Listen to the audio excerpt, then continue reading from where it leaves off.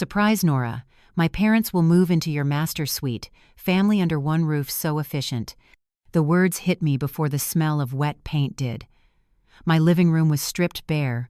Harvey's handmade oak tables gone, our wedding photo replaced by a minimalist mirror that didn't reflect the life we built.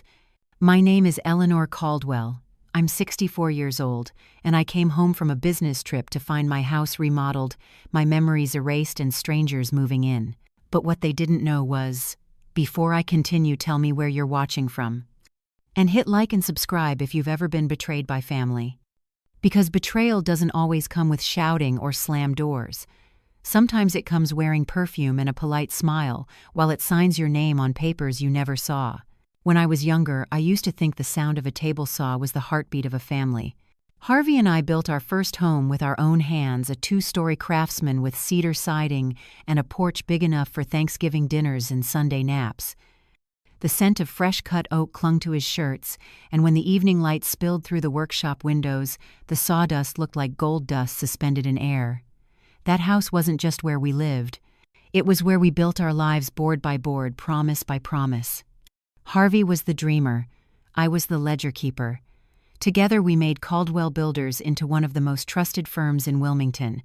We took pride in never missing a payment, never leaving a client disappointed, and never letting family come second. At least that's what I believed. I still remember the first time Marcus brought Cassidy home. She floated through our house like someone walking through a museum, touching everything but seeing nothing. "This is quaint," she said, running a manicured finger over the banister Harvey had carved himself. Marcus beamed proud and nervous while I smiled politely and tucked the word quaint into my mental ledger. Even then, something about her tone made the back of my neck prickle. But Marcus was in love, and Harvey, always the optimist, said, "She's young, Nora. Give her time to understand what we built." I did. I gave her years. After Harvey died, the silence of the workshop was unbearable. I'd catch myself listening for the low hum of his planer or the clatter of his toolbox, and when it didn't come, I filled the void with work. Marcus had taken over field operations, and I handled the books just like always. We were still a team. Only now that team included Cassidy. At first, she played her role well. "Let me help you with invoices, Mom," she'd say, voice all honey. "You shouldn't be buried in paperwork at your age." The first time she said "at your age," I laughed it off. The third time, I stopped laughing. Still, I let her in. She started with little things, printing checks, organizing receipts, setting up new vendor profiles. I told myself it was practical, that she was just making the business more modern.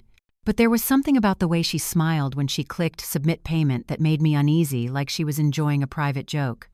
Looking back now, I can pinpoint the exact moment my instinct whispered something's wrong. It was a Tuesday afternoon. I'd stopped by the office unannounced, bringing lunch for Marcus. Cassidy was at the front desk, her phone on speaker. I heard her laugh, sharp, rehearsed, and say, "No worries, just send it to Seacoast Finishings LLC, same address as before." When she saw me, she flinched, then covered it with a grin. "Oh, hi, Nora, just finalizing a materials order." That night I couldn't shake the name she'd said. Seacoast Finishings. It didn't ring a bell. So I went home, brewed a pot of coffee, and started combing through our vendor list. There it was, buried among legitimate suppliers, a company with no website, no business registration, and a P.O. box instead of an address. The invoices looked real enough, but something about the item descriptions was off. Generic materials, inflated costs, no photos. I remember the moment like it happened yesterday. I printed one of the invoices, held it under the lamplight, and felt my stomach drop. The image attached wasn't from one of our job sites. It was a photo I'd seen months earlier in an architecture magazine. Cassidy hadn't just made up vendors. She was stealing stock photos and building an empire out of thin air. I didn't tell Marcus that night. I couldn't. He was sitting on the couch helping Lily with her math homework, laughing like he hadn't in years. How could I destroy that? How could I tell my son that the woman he loved was robbing him blind? Instead, I told myself I'd handle it quietly. Maybe it was a misunderstanding, an accounting error. Maybe she'd made a mistake. The next morning, I called her to a coffee meeting at the little diner near the Cape Fear River. Rosie's Diner, red vinyl booth's jukebox that hadn't worked since the 90 Seconds waitresses who knew everyone's usual order. She arrived 20 minutes late, smelling like expensive perfume and victory. "Sorry, traffic was awful," she said, sliding into the booth across from me. I set down my coffee. Cassidy, I found some irregularities in the business accounts. Her smile didn't falter, but her eyes sharpened. Irregularities. Payments to Seacoast Finishings, vendors that don't exist, fake materials invoices. Do you know anything about that? For a split second, I saw something flicker behind her expression, something cold and calculating. Then she laughed lightly. Oh, that. It's just a placeholder account we use for subcontractors who aren't registered yet. I was going to update it. You've been using it for 6 months. She stirred her coffee slowly. Marcus said you worry too much. It's all handled. Her tone was polite, but every word felt like a blade. That night I went home and sat on the porch Harvey built, staring at the dark outline of the workshop. For 30 years that space had been a symbol of trust and creation. Now it felt like a ghost. I should have called the police right then, but love makes fools of us all, love for family most of all. 3 weeks later, the first cracks appeared in my everyday life. I'd find my reading glasses missing only to discover them in the freezer. The stove knobs turned off when I swore I'd left them on low. Emails I didn't remember sending showed up in my outbox. Cassidy would tilt her head sympathetically and say, "Nora, have you been feeling okay? Sometimes stress can make us forget things." At first, I blamed grief. Then I started to notice a pattern. Every mistake happened after she'd been in the house, and every time she was right there to help. The moment that broke something inside me came on Lily's birthday. I'd spent days baking her cake, 3 layers pink frosting sugar roses, just like she'd asked. The kitchen smelled of vanilla and buttercream when Cassidy swept in with her mother, a woman who looked like she'd stepped out of a shopping channel commercial. "Change of plans," Cassidy announced, clapping her hands. "We're going with a modern gold theme instead, more Instagram-friendly." They took down my handmade decorations, replaced them with cheap balloons and foil banners. When I tried to object, Cassidy said brightly, "Oh, don't worry, Nora. The kids love when things look professional."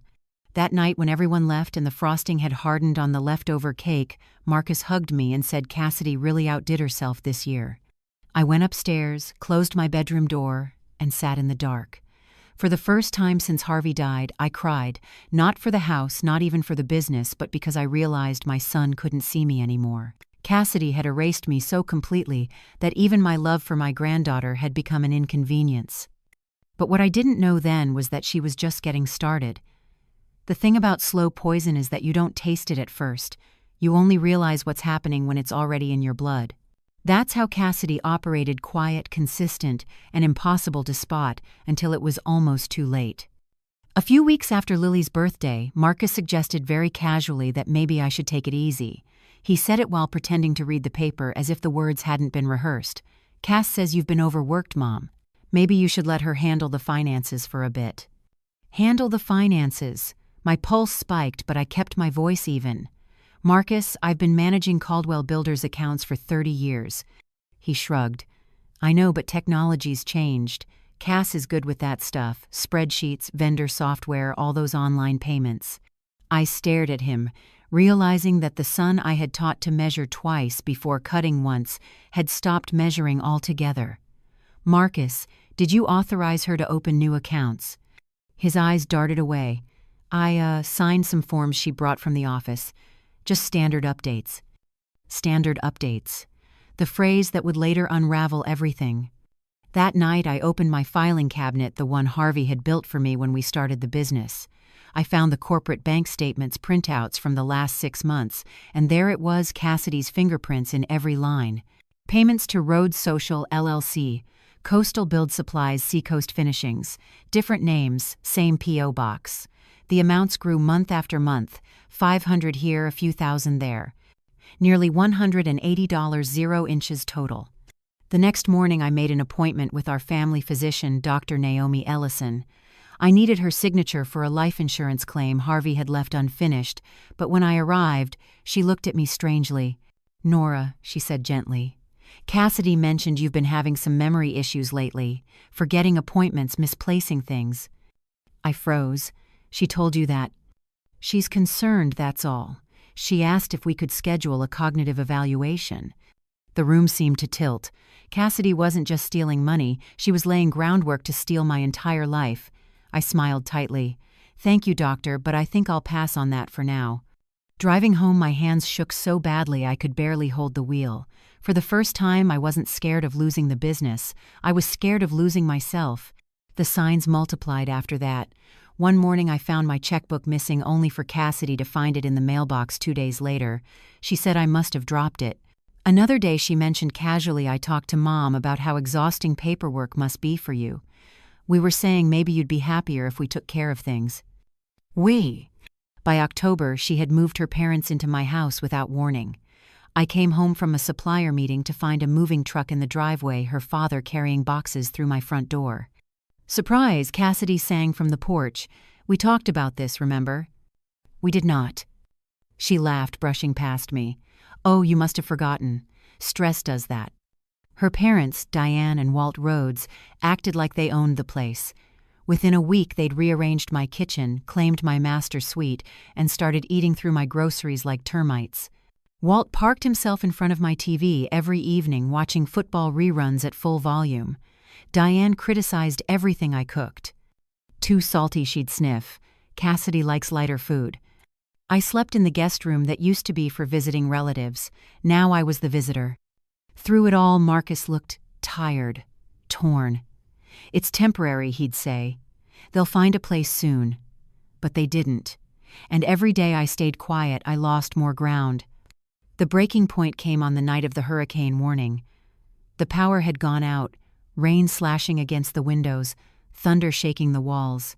I went to check the fuse box when I heard voices in the kitchen, Cassidy and Walt. "She's slipping faster than I thought," Cassidy said. "By Christmas, the court will sign the guardianship papers. Once that's in place, we can sell the property and move." Walt grunted.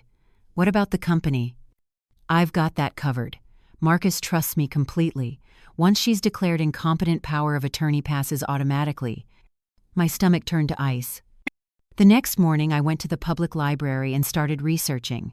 Words like power of attorney, elder financial abuse, fraudulent guardianship filled my notebook. I printed articles until the printer ran out of paper. When I left, I wasn't the same woman who'd walked in. I was a woman with a plan. I started documenting everything: dates, transactions, conversations. I installed a discreet voice recorder inside my notebook and a hidden camera in the living room clock. Mr. Walters, my elderly neighbor, offered to share his doorbell footage after hearing shouting one night. "Just in case," he said with a wink. The footage showed Cassidy hauling my boxes out of the house at 1 a.m., laughing with her mother. Later, she'd claim I'd thrown away my own belongings during a breakdown. When Marcus confronted me about forgetting to pay the electric bill, I handed him the receipt. "It was paid," I said quietly. "Cassidy canceled the autopay." He frowned. "Why would she?" "Because she wants me to look incapable." He shook his head, unwilling to believe it. "Mom, she's trying to help." "Marcus, she's trying to erase me." He left without replying, but that night I saw the confusion in his eyes, a seed of doubt. Still, Cassidy wasn't done. A week later, I found an email draft left open on her laptop. She'd carelessly left it on the dining table. It was addressed to Dr. Ellison, detailing recent cognitive lapses and increasing paranoia from me. My name was in the subject line under guardianship application documentation. I didn't delete it. I photographed it. And then I waited. The waiting was the hardest part, pretending not to know, pretending to be the confused, helpless woman she was painting me as. Every fake smile, every patronizing pat on the hand, it was all fuel. When Thanksgiving came, Cassidy staged what she called a family gratitude dinner. She invited half the neighborhood, filled the house with cameras and fairy lights, and filmed everything for her social media channel. "To show how we care for our elders," she said sweetly into her phone, "because family means helping them transition gracefully when they can't handle life alone anymore."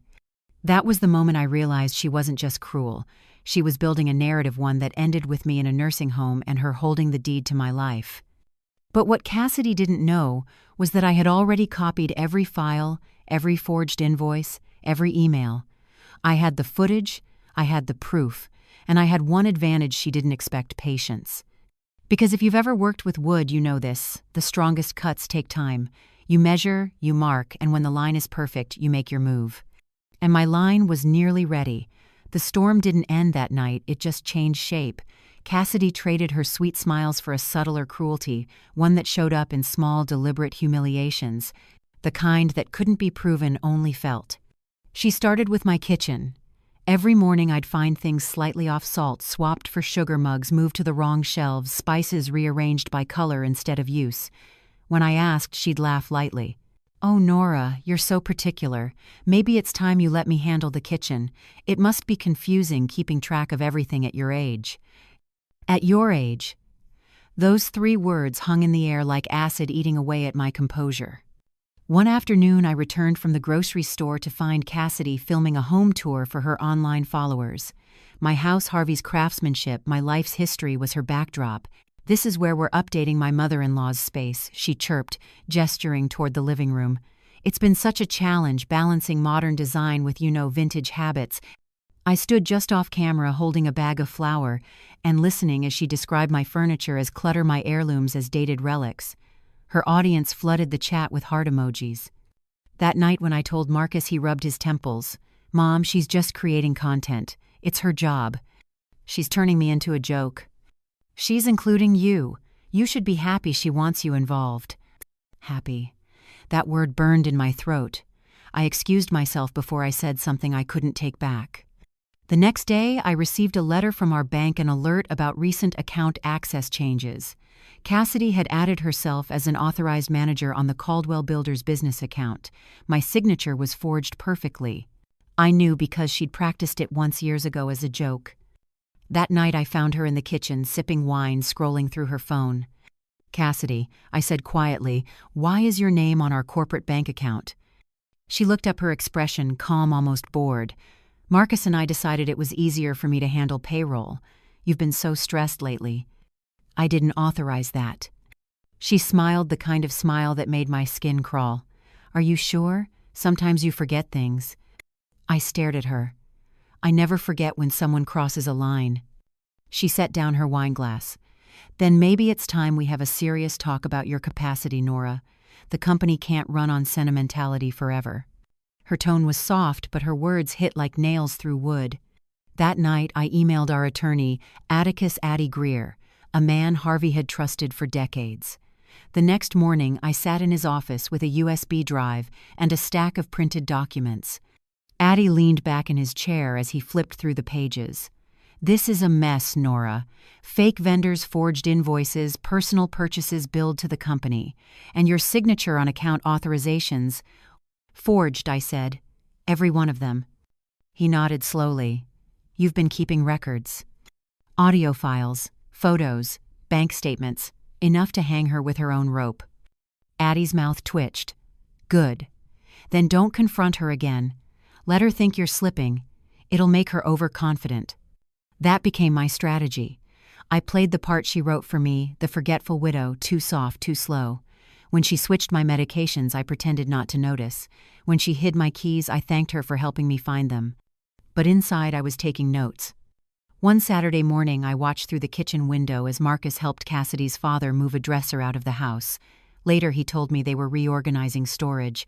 2 days later, I realized what was missing: Harvey's old tool chest, the one with his initials carved into the lid. When I confronted Cassidy, she sighed. "Oh, that rusty thing, we donated it. You said you wanted to declutter." "I never said that." She tilted her head.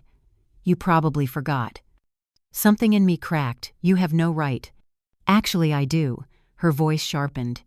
"Marcus owns this house now. His name's on the title. He signed the transfer 6 months ago." For a moment, I couldn't breathe. "You forged." She held up her phone. "Marcus signed everything himself. You can ask him." When I did, he looked ashamed. "Cass said it was just a formality. Estate planning. In case anything happens." "In case anything happens," I repeated, realizing the trap was nearly shut. That night I walked into the backyard, stood by the workshop, and stared at the dim outline of Harvey's initials carved into the wooden beam above the door. The wind smelled like rain and sawdust. My pulse slowed. My anger solidified into something cold and sharp. If Cassidy wanted a show, I would give her one, but it would be her final act. Cassidy didn't notice the shift in me. That was her first mistake. She thought I was retreating, shrinking into the quiet, pliable shell of an aging woman ready to be managed. But what I was really doing was listening, taking stock, laying traps. 2 weeks after the estate transfer conversation, I heard her on the phone late one night. Her voice carried through the hallway like the hum of a mosquito, soft, irritating, impossible to ignore. "Yes, Mr. Willard, I have the medical documents. Once Dr. Ellison files her statement, we can proceed with the guardianship petition. No, Marcus won't object. He's already worried about her cognitive decline." My stomach turned cold. Guardianship. That was the final step before she could legally control everything: my accounts, my house, my company, my life. The next morning, I called Dr. Ellison myself. She sounded hesitant, almost embarrassed. "Cassidy told me you'd agreed to a mental evaluation, Nora. She even brought signed consent forms." "I never signed anything," I said, my voice steady despite the tremor in my hand. There was a pause. Then softly, "That's what I was afraid of." By the end of that call, Dr. Ellison had promised to double-check every signature Cassidy had submitted and to meet me privately. The first ally had joined my side, though Cassidy didn't know it yet. The second came in the form of Priyanka Shah, one of Cassidy's former colleagues, from her short-lived stint at a digital marketing agency. Pri reached out after seeing Cassidy's latest family wellness vlog online. "She used to brag about marrying up," Pri wrote in a direct message, "and about how easy it is to make people believe what they want to believe. I kept the Slack messages she sent me about your company. You might want to see them."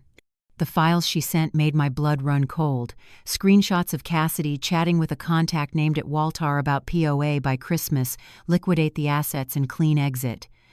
There was even a meme Cassidy sent, an image of a woman counting money with the caption, "Self-care is expensive." That night I printed every message and stored them in Harvey's old safe, the one Cassidy thought was broken because the combination lock stuck on the third turn. Meanwhile, her manipulation of Marcus intensified. She'd whisper just loud enough for me to hear, "Your mom's been forgetting her appointments again," or "She's mixing up numbers at work, what if she gets sued?" And Marcus, sweet guilt-ridden Marcus, believed her. The confrontation came 3 days later. He showed up at my door after dinner, shoulders tight, eyes full of worry. "Mom, can we talk?" I nodded, bracing myself. "Cass thinks maybe it's time you take a step back from the company entirely. Just until things calm down." Things I repeated. "You've been forgetful." The electric bill, the misplaced keys, that appointment with Dr. Ellison, I felt my chest tighten. "Marcus, those were all—" He held up a hand.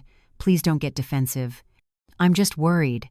Cass says she found a really nice assisted living place in Pine Hills. It's not permanent. Just stop." My voice cracked like a whip. "You think I need to be put away?" He flinched. "No, she's lying to you, Marcus. She forged documents she stole from the company, and now she's setting me up to take control of everything." He shook his head slowly, his face full of pity. "Mom, listen to yourself." And that pity, that blind, patronizing pity, hurt more than any of Cassidy's insults. He left soon after, promising to check in later. I sat in the quiet for a long time, staring at the window reflection of a woman everyone thought was losing her mind. That was the night I decided to end it. The next morning I called Deputy Chief Rowan Price, an old acquaintance from Harvey's days volunteering at the City Planning Board. I told him everything, every forged invoice, every suspicious payment, every whispered insult. He didn't interrupt. When I finished, he said, "Only, can you prove it?" "Yes," I said, sliding the micro SD card from my notebook between my fingers. "I can prove every word." Within 48 hours, Rowan looped in Detective Addie Greer and the state's Financial Crimes Unit. They built a plan quietly, methodically, just like me. Meanwhile, Cassidy's behavior grew reckless. She started documenting my episodes on her phone, pretending to console me while secretly filming. "Don't worry, Nora," she'd coo as she held the camera close. "It's normal to forget little things when you're under stress." One night she got bold. She stood at my door holding a packed suitcase. "Since you've been having trouble sleeping, we thought it might be good for you to spend a few nights at Serenity Haven. It's a wellness center. You'll love it." I looked her dead in the eye and smiled. "That sounds perfect." Her face lit up. She didn't realize I was smiling because she had just given me her final confession on camera. By the end of that week, I had turned over every piece of evidence, bank records, photos, recordings, emails, to Rowan's team. The plan was simple. Cassidy believed she was orchestrating my downfall, but in reality I was building the stage for hers. And in just a few days the curtain would rise. Monday morning broke crisp and quiet, the kind of North Carolina morning that smells like pine and salt air. I woke before dawn dressed in my pale blue Oxford shirt, and the cardigan Harvey always said made me look like I knew something the rest of the room didn't. He'd been right. Today I did. Cassidy was already in the kitchen when I came downstairs wearing a silk robe, stirring her oat milk latte like a queen preparing for court.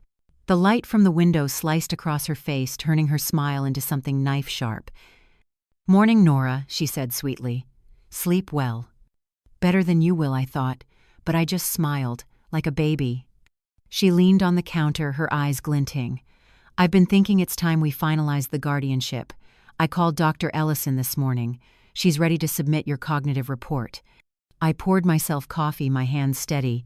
"That's nice, dear." Cassidy frowned. She'd expected resistance, not agreement. "You don't seem worried." I took a slow sip. Should I be? Before she could respond, the sound came, tires on gravel doors slamming shut, heavy footsteps on the porch. Cassidy looked up confused. "What's that?" "Probably your ride," I said softly. The knock came hard, authoritative. Then a voice. "Wilmington Police Department, Mrs. Cassidy. Rhodes Caldwell, we have a warrant for your arrest." Cassidy blinked, her smile flickering. "What?" I set my mug down carefully, like a gavel striking. "For fraud, forgery, and elder abuse." The color drained from her face as Deputy Chief Rowan Price stepped into the doorway, badge gleaming against his vest. Behind him, 2 uniformed officers entered, followed by a woman in a Navy suit, Special Agent Monica Delaney from the FBI's Financial Crimes Division. "Mrs. Caldwell Delaney," said her tone calm but sharp, "you are under investigation for multiple counts of interstate fraud and racketeering. You have the right to remain silent." Cassidy's breath hitched. "This is insane, Marcus," she screamed toward the stairs. My son appeared, bleary-eyed, barefoot, confusion written across his face. "What's going on?" "Marcus, tell them." Cassidy's voice cracked into hysteria. "Your mother's lying, she's confused, she's—" Rowan opened a folder and began reading. "We have bank records showing funds from Caldwell Builders diverted into shell companies you control: Rhodes, Social LLC, Seacoast Finishings, and Coastal Build Supplies. We also have video evidence courtesy of Mr. Walter's doorbell camera showing you and your parents removing property from Mrs. Caldwell's home at 1:14 a.m. Cassidy stumbled back. "That's not true." Dr. Ellison entered the house, then clutching her tablet. "It is, Cassidy. You forged my digital signature on those medical evaluations. You tried to make me believe Nora was senile." Cassidy's voice fractured. "You don't understand." "Oh, I understand perfectly," I said, finally meeting her eyes. "You wanted to erase me, take my house, my company, my life.